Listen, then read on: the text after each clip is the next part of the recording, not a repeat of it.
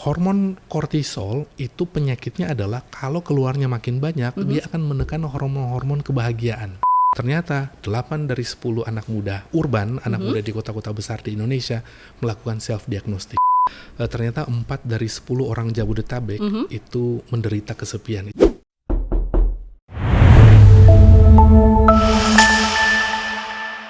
Hello everyone, welcome to podcast kamu, Kisi FM Ada Tamu, and this is your host Noverina. Sebelum mulai, Nove mau kasih tahu kalau audio podcast ini bisa didengerin di program Kisi Sound Flash di hari Selasa dan juga Jumat di jam 11 siang, dan bisa dengerin di streaming www.kisifm.com. And today, Nove kedatangan di podcast kamu, Kisi FM Ada Tamu, dan kali ini tamunya very special. Jadi Nove langsung saja sambut, welcome untuk Dr. Ray Basrowi Wagyu MKK FRSPH selaku peneliti Founder Health Collaborative Center. Welcome Dr. Ray. Terima kasih. Salam kenal dokter. Salam kenal, salam sehat juga. Apa salam kabar? Salam sehat, alhamdulillah baik. Alhamdulillah. Jadi langsung kayak, wah Noven ditanya loh kabarnya. Salah ya, harusnya udah mulai ngambil alih kerjaannya Noven. Biasanya aku yang tanyakan. Dokter baik ya? Alhamdulillah, makasih Noven. Baik. Oke, Dr. Ray. Wow, ini sangat-sangat exciting karena temanya hari ini lumayan apa ya, kayak aku juga tertarik banget ya dokter ya. Tapi sebelum itu dokter, Nove nih pengen tahu backgroundnya Dr. Ray terlebih dahulu ya. Ini Nove tuh salah fokus ya sama gelarnya dokter FRSPH. Itu apa dokter FRSPH? Fellow for Royal Society for Public Health. Ini fellow ya. Jadi kalau kita kalau di ilmu kedokteran atau di disiplin ilmu kedokteran itu selain gelar akademik atau yang degree, dokter spesialis, master, kemudian doktor, itu biasanya ada program fellow. Fellow itu adalah program yang di grant atau dikasih oleh organisasi, profesi atau society berdasarkan pengabdian atau karya atau hasil penelitian dan pengabdian masyarakat tertentu. Nah, FRSPH itu biasanya ada gelar fellow yang diberikan kepada seseorang yang sudah memenuhi beberapa poin kredit di bidang penelitian atau pengabdian masyarakat di bidang kedokteran komunitas. Kenapa? Karena sebenarnya FRSPH di Indonesia sudah banyak, udah ada lebih dari 40, udah hampir 50-60 orang yang dan kebanyakan memang dokter. Nah, FRSPH ini adalah society yang di bawah naungan Royal Kerajaan Inggris. Itu kerjaannya hanya memberikan jadi mereka tuh kayak punya portfolio. Portfolio siapa figur-figur yang atau orang yang punya banyak penelitian di bidang kedokteran komunitas, kedokteran kesehatan masyarakat. Kemudian itu ternyata nggak cuma penelitian, ada juga yang bikin program-program edukasi dan yang non klinisi. Jadi mungkin ada beberapa spesialis yang ini FRSPH ini bukan gelar spesialisasi, tapi hanya memberikan berdasarkan portfolio di bidang kedokteran komunitas dan kesehatan masyarakat aja. Jadi kalau saya mungkin karena saya banyak bikin penelitian di bidang health belief model, banyak bikin penelitian tentang psikososial, kesehatan jiwa atau kesehatan mental pada masyarakat, dan banyak bikin platform edukasi lewat Health Collaborative Center. Nah, ini kemudian setelah di-assess, bisa nih ternyata dapat ini portfolio. Wow, keren banget. Tapi udah banyak. Tapi keren banget dokter ini juga pertama kali Nove ngobrol sama dokter yang memang ada gelar FRSPH-nya. Wow, berarti memang dokter ini berarti hobinya meneliti ya dok ya? Ya sebenarnya kalau bilang hobi sih bukan meneliti. Meneliti itu adalah side side requirement dari pengabdian masyarakat, karena saya mungkin dari sebelum koas ya, sebelum menyana gelar dokter muda, itu sudah sering menjadi volunteer. Jadi bikin volunteering di bidang pengabdian masyarakat. Dulu di Manado, karena saya dari Fakultas Kedokteran Samratulangi Manado, bahkan pada waktu masih kuliah semester 4, 5, 6 itu udah jadi volunteering atau relawan program-program HAP itu HIV/AIDS Prevention Program di Manado, kemudian banyak bikin pengabdian masyarakat, kemudian bikin program-program tentang TB dan mental health, ke bawah tuh sampai kemudian pada waktu mulai koas saya tahu bahwa saya nggak akan jadi klinisi sih, nggak akan jadi spesialis. Kenapa? Iya dok, itu udah realize dari situ? Iya, karena pas menyadari betul tuh bahwa emang passionnya itu bukan passion untuk megang pasien langsung. Passionnya adalah melakukan pengabdian masyarakat, edukasi, bikin research, studi-studi yang langsung ke masyarakat, dan juga ada satu ini juga ada switching perhatian, karena pada waktu lagi sekolah tuh juga banyak terlibat di komunikasi publik kan, sempat jadi jurnalis, sempat jadi kerja di media di Manado, kemudian di Jakarta juga, jadi akhirnya switching attention, nggak lagi jadi klinisi, dokter yang klinisi, tapi dokter yang bergerak di bidang kesehatan masyarakat. Wow, oke. Ini menarik juga ya, karena berarti kayak nggak langsung dengan pasiennya langsung ya dokter. Betul, ya. Iya. Tapi dengan si kesehatan masyarakatnya itu, mengedukasi berarti ya, lebih ke mengedukasi. Edukasi, dok, ya? pengabdian masyarakat sama juga research. Oke. Nah ini juga nih dokter kan founder Health Collaborative Center. Yeah. Berarti ini tuh bisa dijelaskan dok, ini itu apa? HCC, Health Collaborative Center itu sebenarnya organisasi atau wadah advokasi kesehatan. Advokasi kesehatan. Itu saya mendirikannya tuh awalnya setelah selesai jadi S3, doktor di bidang kedokteran komunitas di FKUI, bareng beberapa teman, kita berniat melanjutkan research di bidang kedokteran kerja. Karena S3 saya adalah tentang program intervensi, promosi laktasi dan kesehatan jiwa pada pekerja perempuan. Pada buruh perempuan. Wow, itu yang bekerja sektor informal, kita ngeliatin kenapa sih pada susah banget dapat ASI eksklusif, susah banget mendapatkan program psikososial. Nah program ini kemudian kita kembangin terus. Tapi karena saya fokusnya pengen banyakin di advokasi, bikin policy paper, bikin survei yang langsung bisa dirasakan oleh media, oleh masyarakat. Jadi saya bikin HCC. HCC itu fokusnya adalah pada collaborative health. Collaborative health ini sebenarnya konsep yang kalau di negara-negara maju itu sudah jadi semacam persimpangan jalan antara dunia kedokteran dan dunia public health. Jadi ada kedokteran komunitas di mana collaborative health itu hanya mengidentifikasi yang namanya health belief model. Kenapa orang bisa sakit, kenapa orang tidak mau ke puskesmas, kenapa orang tidak mau memanfaatkan program cek kesehatan gratis dari pemerintah, itu semuanya bisa kejawab dengan konsep health kolaboratif. Nah ini nih yang kemudian jadi banyak research fokus yang saya kerjain lewat HCC. Salah satunya ya ini tentang kesehatan jiwa dan kesehatan masyarakat gitu. Wow, berarti memang dari itu dari tahun berapa dok? Oh iya, saya mendirikannya. Saya lulusnya S3 2019 Januari, terus Juli 2019 saya bikin tuh jadi yayasan dulu. Berarti 2019 2019 jadi yayasan, kemudian tahun 2020 langsung pandemi kan ya. Iya, betul. Jadi kita lockdown kan, jadi kemudian fokusnya adalah bikin banyak studi-studi kajian lewat survei online. Kemudian banyak bikin FGD. Di tahun pertama itu bikin studi masih terkait tentang ASI, tentang perilaku menyusui selama pandemi.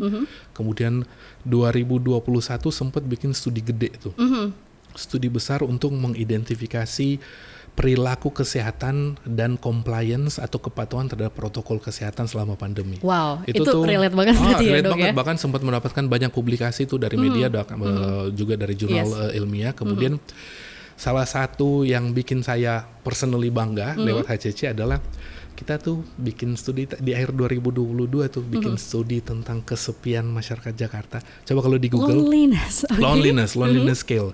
Ternyata 4 dari 10 orang Jabodetabek itu menderita kesepian. Itu studi HCC tuh. Wow. Itu banyak banget tuh disitasi di jurnal-jurnal ilmiah, di media populer. Aku baca juga di siaran kayaknya. Itu studinya kami, studinya saya sama teman-teman yang ada di kedokteran komunitas tuh. Bahwa ternyata orang Jakarta hidup di dunia urban yang sibuk banget, ada banyak mall, tapi ternyata dalam hatinya sepi gitu. Dan ternyata kesepian itu nggak bagus. Kesepian itu dampaknya ternyata sama parahnya seperti seorang merokok 15 batang rokok sehari. Oh itu berarti studi dari HCC. Oh itu Novi bacain di siaran juga. Wow. Ada banyak teman-teman yang ngerjain ini. Jadi satu kelompok kita bikin advokasi tentang kesepian. Bukan berarti kita kesepian. Bukan berarti ya. Iya. Oke. Wow, ini dari backgroundnya dokter aja harusnya bikin podcast sendiri ya harusnya ya.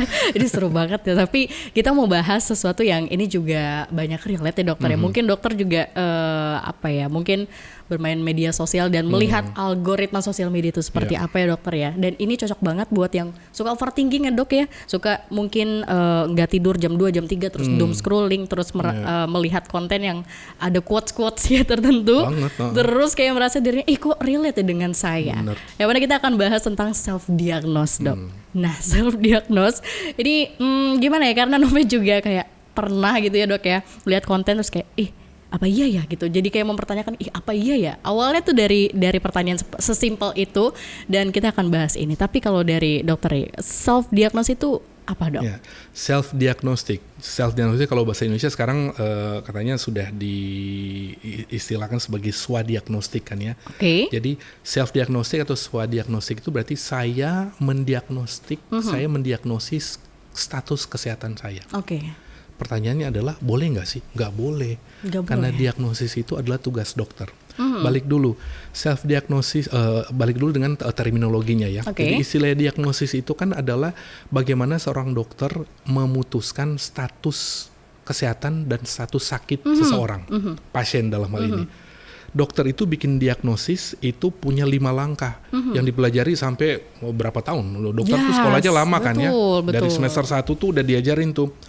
Pelajaran fisiologi kedokteran pertama kali diajarin itu prinsip-prinsip diagnostik. Mulai dari yang namanya inspeksi, anamnesis. Anamnesis itu nanya keluhan utamanya apa, kemudian ada inspeksi melihat ada memar nggak, ada meringis kesakitan nggak, kemudian ada palpasi, ada perkusi yang dokter suka gini-gini kan di dada. Nah itu semuanya sampai auskultasi, itu pakai stetoskop. Kemudian itu semuanya perangkat diagnostik yang perlu dilakukan dokter untuk mengetahui orang ini punya penyakit apa enggak, punya keluhan yang serius apa enggak, kemudian harus diterapi.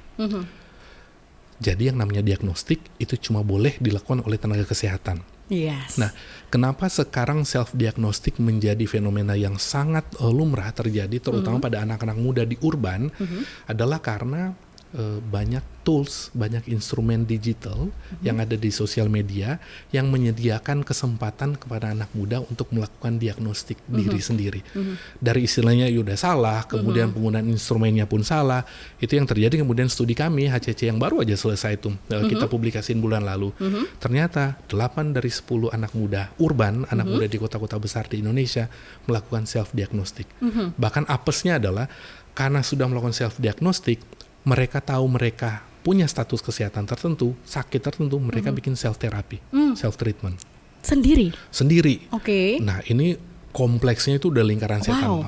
Jadi, nah ini yang harus kita benerin. Pertama, kenapa self diagnostik itu salah dan nggak boleh dilakukan? Satu, karena tugas tenaga kesehatan untuk mendiagnosis. Kemudian yang kedua adalah orang atau masyarakat itu yang bisa kita lakukan adalah screening. Screening itu untuk mengetahui resiko dulu. Ya. Nah, kenapa orang kemudian seneng, terutama anak muda seneng melakukan self diagnostik? Ya karena instrumennya banyak tersedia di digital, di social media, di TikTok, di Instagram, kemudian di Google kita bisa googling kan.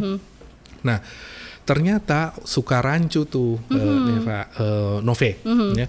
Ternyata yang dianggap sebagai tools atau instrumen untuk mendiagnosis penyakit saya sendiri itu sebenarnya instrumen untuk screening aja. Bedanya screening dengan diagnostik itu udah harus tahu penyakitnya apa. Dan itu tugas dokter, tugas tenaga kesehatan. Screening itu bisa dilakukan siapapun karena hanya mengetahui faktor resiko dan tingkat resiko. Misalnya, saya screening 10 pertanyaan self report questionnaire tentang stres. Saya hanya akan tahu skor saya ini apakah di atas 6 atau di bawah 6. Kalau di atas 6 berarti saya berpotensi menghadapi cemas atau ansietas. Kalau di atas 6 itu berarti saya harus datang ke dokter. Kalau anak-anak misalnya, moms itu paling seneng kan ngeliatin, status pupnya, itu kan, saya pakai AI diagnostik. Nah itu sebenarnya screening untuk ngeliatin, kalau status pupnya itu warna segini, kemudian konsistensinya nggak bagus, itu belum jadi tanda penyakit, itu harus jadi tanda awas untuk datang ke dokter. Nah, poinnya di situ. Banyak orang, terutama orang muda, menggunakan alat screening ini yang harusnya hanya untuk mengidentifikasi risiko penyakit, Risikonya udah aja jadi padahal ya. diagnostik. Nah, karena udah diagnostik, dia tahu dia udah punya penyakit. Yang dilakukan adalah dia melakukan self treatment. Oh, Udah lingkaran setannya udah salah. Nah, Yes. ini yang oleh WHO. Jadi secara psikososial ini yang ditakuti adalah ketika self diagnostik yang kemungkinan besar salah karena sudah menggunakan instrumen yang tidak diperuntukkan untuk diagnostik, maka dia akan melakukan ada dua risiko. Yang pertama adalah risiko overdiagnosis. Overdiagnosis? Jadi mungkin dia nggak ada apa-apa. Mungkin gangguan pencernaannya itu kolik karena gugup aja atau karena kenaikan hormon stres saja. Tapi kemudian karena overdiagnosis dia merasa bahwa jangan-jangan saya GERD. Jangan-jangan asam lambung saya naik. Yes. Yang dilakukan adalah beli obat warung antasida atau beli obat warung semua yang ada prazolnya gitu kan, omeprazol segala macam. Dan padahal bukan itu. Nah, ini oleh oleh dunia neuroscience ini disebut sebagai cyberchondria. Cyberchondria adalah ketika Cemas saya ya, Dok, ya? menggunakan, saya menjadi cemas karena jadi hipokondria. Otak manusia itu kan punya namanya otak itu ada namanya prefrontal cortex. Oke. Ini tuh adalah otak bagian dari otak kita yang bereaksi pertama kali ketika kita melihat sesuatu, ada fenomena apapun. Oke. Ya, kita gugup, kita seneng, ketemu mantan di mall, Yes. itu kita tiba-tiba sakit perut, itu model dari respon otak. Nah, self diagnostic ternyata bikin yang namanya cyberchondria. Ketika otak bereaksi karena ada respon dari assessment digital, dan ini nggak bagus banget. Kenapa?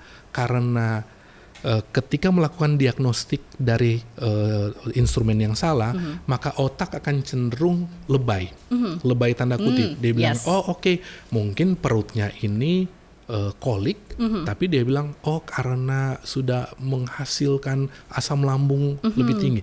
Atau bisa juga underdiagnostik, udah parah, tapi karena alatnya bilang ini nggak apa-apa, akhirnya dibiarin. Nah, studi kami mengatakan bahwa ternyata ada 29% dari orang anak muda Indonesia yang bikin self-diagnostik, mendiagnosis diri sendiri, memutuskan untuk tidak mau melanjutkan resep dokter.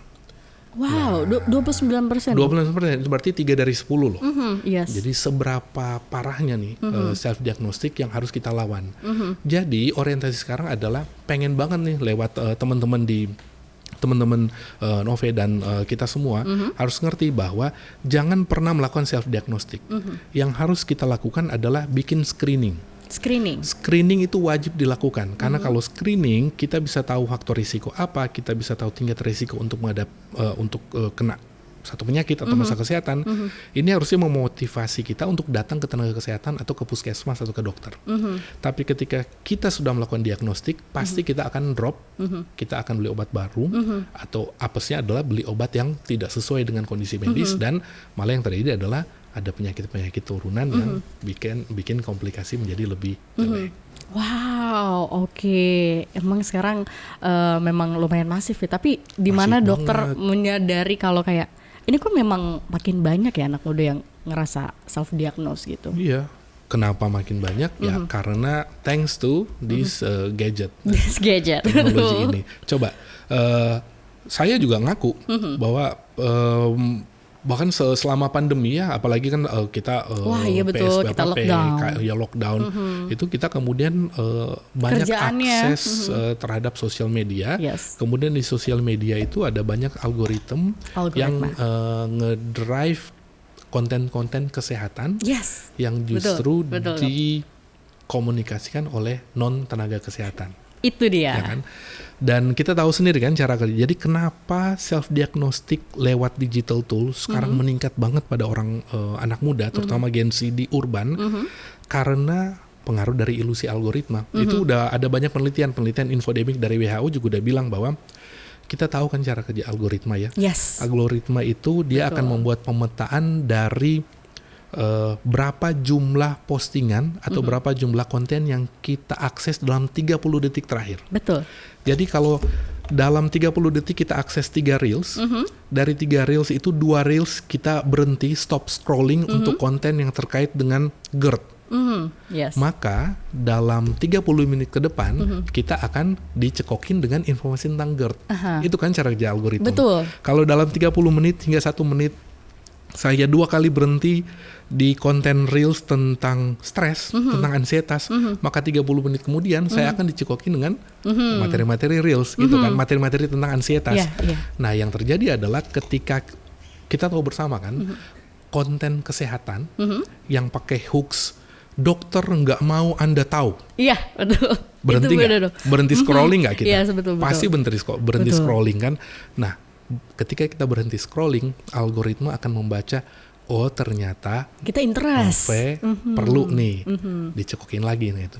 Nah, bayangin nggak kalau kemudian reels yang muncul, yang bikin kita berhenti scrolling, itu ada reels yang modelnya kayak gini. Yakin nggak Anda tidak depresi? Ya kan? Kemudian gitu ya, saya akan dicekokin dengan informasi, cek deh seberapa depresi Anda. Nah, konten itu akan keluar dengan screening tool. Kemudian ketika keluar screening tool, jawablah 5 pertanyaan ini. 5 pertanyaan tentang depresi ini keluar, ternyata skor saya 3. Berarti Anda depresi. Saya akan cari konten-konten tentang depresi. Dicekokin terus. Nah, itu yang namanya cyberkondria. Saya terkooptasi dengan ilusi konten dari sosial media sampai kemudian saya yakin saya mendiagnosis diri sendiri saya sebagai depresi. Ini baru depresi. Dan studi kami membuktikan bahwa 1 orang biasanya melakukan self-diagnostic antara 3 sampai 5 kondisi medis. Bayangin ya, Nove, kalau dalam seminggu saya punya 3 kondisi medis, saya bisa mendiagnostik 3 penyakit.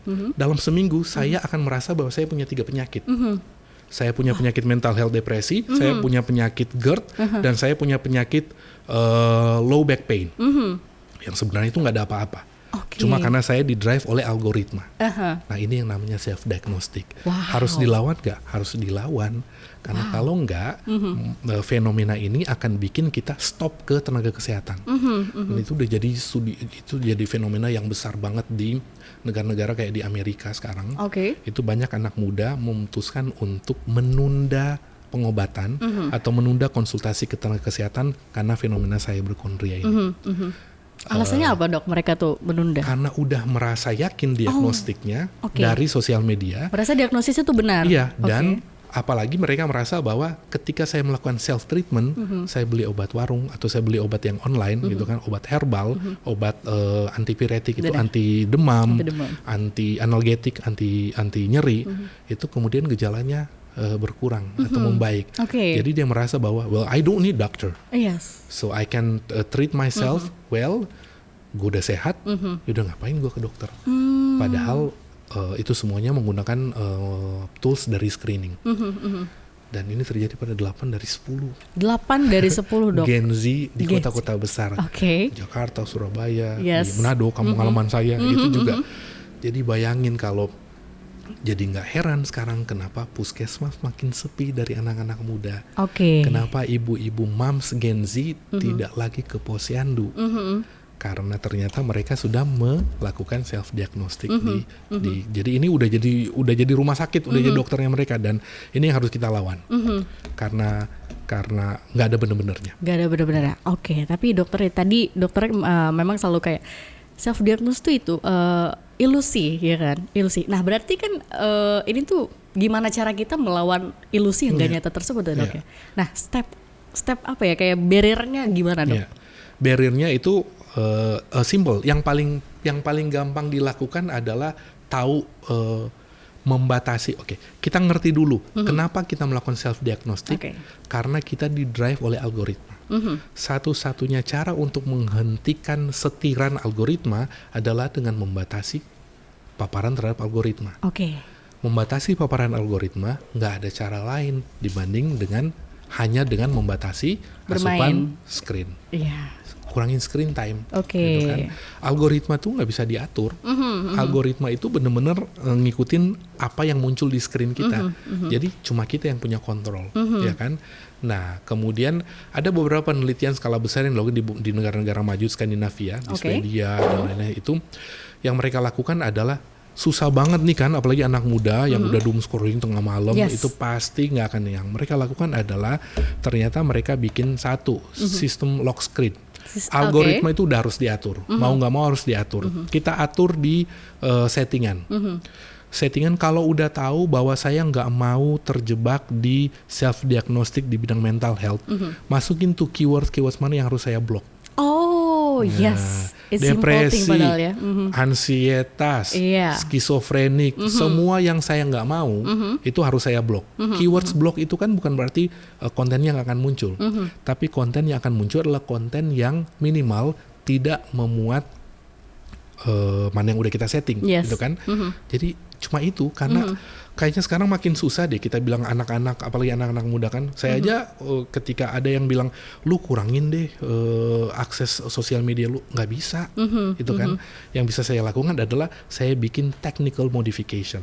Technical modification saya atur keywords. Batasi konten yang kita akan terpaparkan kita gitu ya dok. Tapi yang kedua adalah udah perlu ada systematic intervention. Sistem yang harus mengintervensi. Sistem yang harus mengintervensi ya Komdigi. Minta tolong Komdigi kalau ada anak-anak itu bisa ngeluarin PP Tunas kan, untuk bikin supaya anak-anak tidak mengakses sosial media. Kita juga minta tolong pemerintah Komdigi nih untuk minimal tools screening yang berbasis AI yang bisa ada beredar di Google, di sosial media, itu kan yang sudah terakreditasi dong. Bisa nggak diatur? Bisa banget. Kan algoritma itu diatur oleh apa sih namanya, platform gede kan? Iya betul. Si sosial media itu juga. Iya, Komdigi bisa ngatur kok. Di negara-negara maju itu bahkan di China sekarang influencer kesehatan aja harus disertifikasi. Nah iya sekarang. Betul, harus sertifikasi yang hanya boleh menyebarkan konten-konten itu ya dok. Kayaknya emang ini adalah harapan kita untuk Komdigi, untuk pemerintah, untuk bantu dong negara kita, bantu rakyat kita. Kalau udah makin susah untuk menghindari doom scrolling, kita serahkan deh nasibnya kita kepada pemerintah untuk ngatur supaya tidak ada ilusi algoritma. Diagnostik. Oke, tapi dokter nih, tadi dokter kita juga singgung-singgung soal AI. Memang ini very very massive juga ya untuk orang menggunakan AI. Bahkan terakhir Novi juga bacain juga dilansir dari kalau nggak salah IDN Times ya, 73,8% pengguna ini memanfaatkan AI untuk kebutuhan personal dan emosional. Nah, sementara untuk topik yang paling sering dibahas adalah overthinking dan kecemasan ini, dok. Nah, dokter melihat momentum ini seperti apa, dok? Iya, ya emang bener, emang didesain seperti itu. Kenapa? Karena cemas. Jadi lingkaran yang saya bilang cyberchondria tadi, ketika orang cemas, kontennya akan keluar. Jadi kayak gini loh, kayak algoritma itu udah tahu apa yang akan dicari orang, itu yang akan saya suapin. Nah sekarang, orang cemas itu secara klinis kenapa sih? Orang cemas itu kenapa? Karena satu, ada cemas itu kan ada sistem hormon. Sistem hormonal manusia itu mekanismenya umpan balik. Orang cemas biasanya karena hormon stres yang namanya kortisol itu keluar, tumpah. Nah, hormon kortisol itu penyakitnya adalah kalau keluarnya makin banyak, dia akan menekan hormon-hormon kebahagiaan. Yang namanya serotonin, yang namanya endorfin, yang namanya hormon yang dopamin. Itu justru ditekan. Nah, ketika kortisol makin keluar, salah satu mekanisme kompensasi yang dilakukan anak muda sekarang dan udah terbukti secara klinis adalah dia cari pertolongan. Kompensasi anak muda dalam mencari pertolongan sekarang paling gampang ambil dari sosial media. Nah, bayangin kortisol yang lagi tumpah menekan hormon-hormon kebahagiaan, dicekokin dengan konten-konten yang juga menginjus ansietas, ya kan? Karena algoritma nggak tahu kan bahwa serotonin kita lagi turun. Betul. Yang algoritma tahu adalah orang ini ketagihan konten ansietas. makin dicekokin dengan ansietas. Yang terjadi adalah kortisolnya makin tumpah. Jadi badai kortisol. Wow, berarti itu ansietasnya makin naik terus sampai kemudian ya udah gue nyerah. Curhat ke ChatGPT. ChatGPT tahu nggak sih kita tuh lagi kortisol stres. Kita ChatGPT tahu nggak sih kita lagi stres oksidatif? Enggak kan? Nggak tahu dia. ChatGPT cuma tahu pertanyaan apa yang ditanyakan ke kita dia. lontarkan. Dan ChatGPT hanya menjawab berdasarkan algoritma yang dulu diambil sama crawler kan, mesin-mesin yang dari mana-mana. Jadinya lingkaran setan. Oh yes. Nah, betul. itu sebabnya ketika orang ansietas pasti tidak akan selesai lewat sosial media. Udah kayak gini, apa yang bisa kita lakuin? Ya udah nggak bisa, udah harus sistemik. Kalau masih boleh, secara teknis kita batasi keywords-nya. Yang kedua adalah udah harus minta bantuan policy maker untuk bikin minimal. Kalau saya mau konsul ke sosial media yang ada screening tool atau konsultasi online, hanya yang tersertifikasi yang bisa yang bisa muncul di screen saya. Udah nggak ada cara lain gitu. Nggak ada lagi yang bisa dilakukan ya. Sesuai dari benteng diri sendiri juga ya dok ya berarti? Benteng, nah itu apesnya adalah benteng diri sendiri itu udah makin nggak bisa terkontrol. Yes. Karena kalau udah bicara soal hormon, kortisol udah tumpah, hormon stres udah tumpah, saya nggak bisa mengontrol diri saya sendiri, ya kan? Itu manusia itu biasanya refleks pertama ketika hormon stres dominan itu adalah saya melakukan namanya reward. Otak itu pasti akan nyari ini kan, nyari efek hadiah. Ketika saya lagi ngedrop, ketika saya lagi capek, yang saya lakukan adalah meminta pertolongan. Ketika pertolongan yang saya anggap lumrah itu ada di genggaman saya. Saya akan ketagihan dengan pertolongan yang ternyata ilusi algoritma. Jadi udah lingkaran setan. Ya, makanya sekarang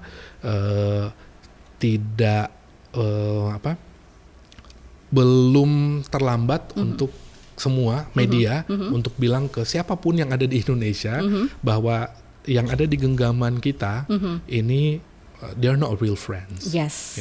It's not real guys. Jadi tetap butuh disadarkan lagi bahwa kita harus punya interaksi langsung. Manusia itu kan makhluk sosial. Betul. Ya. Kita sehat kalau fisik, mental dan sosial kita sehat. Betul. Gitu kan. Jadi pergaulan sosial itu tidak bisa tergantikan dengan sosial media, dengan gadget. Karena nanti yaudah hormon kortisol akan keluar terus, cyberkondria fenomena itu akan terinduksi terus. Akhirnya kita kemudian membatasi pergaulan sosial. Jadi kombinasinya adalah pemerintah minta tolong bantuin, tapi kita juga punya self control. Mumpung nih belum ketergantungan banget gitu kan. Karena kalau kita lihat ya anak-anak tuh sekarang, saya lihat Nove sama saya bisa bilang kita belum ketergantungan. Karena kita bisa menghabiskan waktu lebih dari protokolnya itu kan triple 10 ya. Triple 10, Iya, jadi dalam setiap 10 menit pertama ketika saya berhenti, saya bisa bertahan 10 menit nggak megang gadget saya. Itu berarti saya masih normal. Kita kayaknya udah lebih dari 15 menit. Iya, betul. Ya ini mungkin karena kita juga terpaksa untuk tidak mengakses ini, tapi which is very good. Coba kita lihat anak-anak toddler sekarang. Iya dok. Itu langsung tantrum. Betul. Itu 10 menit nggak bisa melepaskan diri dari. Nah itu udah model yang bisa menjebak kita ke self diagnostik lewat algoritma. Jadi rule-nya sekarang adalah kalau dulu orang bilang 30 menit kali 3, sekarang kita turunin triple 10. Diturunin dok ya? Iya, karena makin susah. Dalam 10 menit, coba deh dalam 10 menit kita cukup tidak mengakses. Kalau berhasil 10 menit, kita tunggu 10 menit yang kedua. Kalau berhasil 10 menit yang kedua, itu berarti kita berarti masih bisa juga ya untuk membatasi diri. Tapi dokter ya kalau dari sepenglihatan dokter ya, mostly untuk si Gen Z ini banyaknya self diagnosnya itu apa dok? Anxiety atau depression kah? Studi kami yang terakhir self diagnostik pertama terkait dengan penyakit organik justru. Penyakit organik organik yang terkait dengan sistem pernapasan dan sistem kardiovaskuler. Jantung berdebar, sesak nafas, itu yang membawa anak muda itu melakukan diagnosis swadiagnostik ke sosial media. Ternyata bukan mental health. Mental health yang namanya ansietas dan depresi itu justru masih top 3, tapi bukan menjadi trigger utama anak muda untuk melakukan self diagnostik. Oh, ya. oke. Karena Ini menarik, dia Nove baru tahu juga ya. Iya, karena ternyata kenapa? Karena ternyata secara medis yang namanya sesak napas, nyeri dada itu kan lebih gampang bikin panik dibanding saya kesepian. Nah, ternyata trigger bikin panik ini yang bikin anak-anak muda segera nanya status kesehatannya ke sosial media. Penyakit yang terkait dengan sistem kardiovaskuler, nyeri dada, sesak napas, batuk, nyeri pinggang, itu yang bikin orang anak muda datang ke sosial media. Dan apesnya adalah kebanyakan jawabannya itu memuaskan mereka. Memuaskan mereka, Dok. Sehingga mereka merasa bahwa either overdiagnostic dan melakukan self treatment atau underdiagnosis. Oh, ternyata nggak apa-apa. Ya. Padahal mesin diagnostiknya itu adalah mesin screening.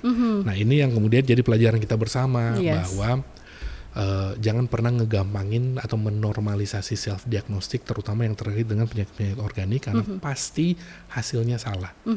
Kenapa pasti hasilnya salah? Karena untuk bikin nyeri dada, diagnostik nyeri dada menjadi atau sesak napas menjadi resiko bronkopneumonia, infeksi paru atas. Itu dokter tuh perlu yang saya bilang tadi, perlu 5 langkah. Bahkan kalau kadang-kadang kalau udah ada nyeri dada itu bahkan perlu sampai foto ronsen, gitu kan, kemudian cek lab. Nah, kebayang nggak ini semua bisa nggak digantikan dengan scrolling 30 detik? Nggak bisa kan? Nah, yang terjadi adalah kita overdiagnosis atau underdiagnosis. Nah, ini harus kita lawan. Oke, dokter. Tapi kalau dokter mungkin pernah lihat juga, sebenarnya dia tuh mungkin memang sudah ke dokter gitu ya, dan sudah memang mendapatkan diagnosisnya. Misalnya kayak contoh ADHD gitu ya. Nah, terus dia men-sharing apa yang dia alami ke sosial media. Itu apakah boleh seperti itu? Boleh, nggak apa-apa. Untuk bagian dari self awareness, gitu kan. Untuk pelajaran bahwa orang bisa relate dengan gejalanya dia. Tujuan relate dengan gejala dia, gejala orang ADHD atau orang yang sharing di sosial media, itu untuk memastikan bahwa saya punya resiko yang sama nggak? Resiko saya sama tinggi, sama besar, atau lebih rendah dari dia? Cukup sampai situ. Jangan sampai menjadikan gejala yang muncul dari seseorang ADHD yang sharing di sosial media sebagai bagian dari diagnostik. Ya. Ingat, langkah awal untuk bikin orang punya status kesehatan yang baik adalah dia punya self-health awareness. Self-health awareness. Self-health awareness itu namanya ilmunya itu health belief model. Ya kan? Awalnya adalah saya aware dulu dengan kesehatan saya. Nah, sekarang ini self-health awareness itu bisa diinduksi oleh salah satunya testimonial di sosial media. Itu bagus banget. Tapi jangan salah kaprah. Jangan sampai kemudian health awareness ini dijadikan materi diagnostik. Nah, itu yang nggak boleh. Cukup stop sampai di screening, sampai tahu status resiko, sampai kalau saya udah tahu risiko saya tinggi, saya harus segera ke tenaga kesehatan. Itu aja. Jadi nggak apa-apa, kita justru pengen menstimulasi orang-orang untuk sharing apapun masalah kesehatannya di sosial media. Nggak apa-apa. Kemudian diadu dengan dokter. Dokter juga dokter harus they have to go out untuk lebih banyak ke algoritma. Karena kalau enggak, algoritma itu akan dipopulated oleh social influencer yang tidak punya sertifikasi, background medis. Jadi sama-sama algoritma itu hanya bisa dilawan dengan algoritma. Algoritma yang benar adalah lebih banyak mungkin dokter-dokter yang juga ada di sosial media gitu sih sebenarnya. Yes, betul sih Dok ya. Tapi kayak kenapa ya kayak masyarakat juga melihat misalnya pasti kan melihatnya headline atau hook gitu ya, tapi tidak melihat itu tuh akun siapa yang nge-share. Tapi mungkin apa ya, kayak langsung ngambil trustnya tuh cepet banget ya Dok ya. Iya, dan itu emang jagonya algoritma itu kan. Yes, betul. Hoaxnya itu yang bikin supaya orang stop scrolling. Betul. Stop scrolling itu udah kelar gitu. Nah, yang perlu dilakukan adalah memang bikin assessment diri. Assessment diri adalah kita sudah harus mulai tahu hoax mana yang bisa berpotensi bikin misleading information. Kalau udah tahu hoax kayak gini, yang biasanya akan di-drive oleh akun-akun yang tidak kredibel, ya hoax ini yang kita blok. Hooks ini yang kita atur di keywords. Keywordsnya kita yang atur. bikin restriction. Itu aja. Ini hooknya terakhir Novel lihat di sosial media, gak mungkin konten ini nyampe ke FYP kamu kalau kamu gak ngerasain ini. Itu kepancing banget kan. Saya pasti akan kepancing. Kenapa nih gitu? Saya paling kepancing dulu tuh selama pandemi. Paling kepancing kalau dibilang pabrik obat nggak mau kamu tahu ini apa. Iya dok, betul dok. Pasti gue lihat. betul. Apalah kebayang nggak kalau orang awam muncul di sosial media di mereka, untung bahwa ini yang disembunyikan dokter selama ini. Yes, betul dok. Pasti lihat. Nah itu hooks itu untuk bikin kita berhenti, dan kemudian hooks itu akan bikin kita melakukan self diagnostic. Nah, sekarang kayaknya udah harus lebih dewasa. Lebih harus hooks ini yang kita atur di keywords untuk kita limitasi. Lebih bagus lagi kayak ya udah maksudnya ya itu harus menyadari itu ilusi aja dok ya. Pasti ilusi, tapi percaya nggak sih orang mempan nggak sih kalau Nove dan saya bilang ke tetangga kita bahwa lu tahu nggak sih sosial media itu ilusi? Nggak mempan. Iya sih ya dok, kan? betul. Kayak susah banget sekarang. Apa sih ikut campur gue main sosmed deh gitu. Bener kan, jadi satu-satunya cara adalah kita aturlah kedewasaan kita adalah kedewasaan dengan mengatur secara teknis dan mengatur untuk menginduksi lagi fungsi kita sebagai makhluk sosial. Karena kita kan makhluk sosial dok, bukan makhluk digital ya dok. Iya. Oke dokternya terima kasih banget ya sudah sharing-sharing, dan ini tentunya semoga bisa meningkatkan lagi awareness-nya juga. Dan terakhir mungkin dari dokternya bisa sampaikan ke penonton juga untuk say no to self-diagnose. Jangan pernah melakukan self-diagnostic. Kenapa? Karena pasti hasilnya salah. Yang perlu kita lakukan adalah ningkatin self-health awareness dengan screening status kesehatan sesering mungkin. Itu aja. Oke, thank you Dr. Ray. Terima kasih. Ini jujur menarik banget, tapi kalau ngomongin soal mental health ya itu pasti banyak banget. Terlebih kayaknya satu penelitian dokternya kita bisa bahas sejam juga bisa sebenarnya ya. Oke, semoga kita ngobrol lagi nanti. Kita semoga nanti bisa ngobrol lagi. Terima kasih dokternya sudah main di podcast kamu. Sehat selalu, dan tentunya thank you untuk everyone yang udah nonton podcast kamu. Jangan lupa like, comment, dan subscribe, and bye-bye.